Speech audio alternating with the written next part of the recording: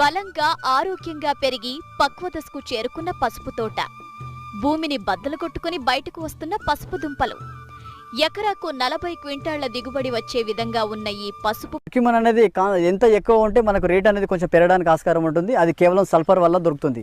మనం దాన్ని క్యాల్బోర్ రూపకంగా ఇవ్వచ్చు. క్యాల్బోర్లో ఏంటంటే సల్ఫరు, కాల్షియము, మెగ్నీషియము, పొటాషు, బోరన్ ఉంటాయి.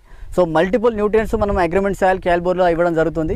ఎకరానికి 10 కేజీల అగ్రోమెంట్ సాయిల్, అలాగే క్యాల్బోర్ 10 కేజీలు, మనకు soluble seaweed extract Marino gold 300 గ్రాములు ఫర్ ఎకర్, ఈ యూరియా 30 కేజీలు, పొటాష్ 20 నుంచి 25 కేజీలు, అండ్ అగ్రోమెంట్ సాయిల్ అండ్ క్యాల్బోరు 300 మెరినో గోల్డ్ పౌష్ వెళ్తే మీకు మల్టిపుల్గా సాయిల్ మినిమం ఎకరానికి 20 నుంచి 25 క్వింటాలకు ఎప్పుడు తక్కువ పండియాలి. ఒక ఎకరాకి 20 నుంచి 30 అది ఉడకబెట్టి అమ్మిన కాంట పసుపు నేను మార్కెట్లో అమ్మేది ఎకరానికి 20 నుండి 25 మధ్య. విత్తనం ధర మనం 1/3 ఒక కింటా ఉడకబెడితే మనకు వచ్చేసి 25 నుంచి 30 కిలోల పసుపు.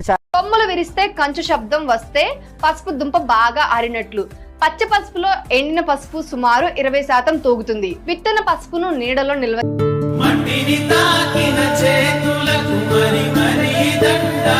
Like, share and subscribe.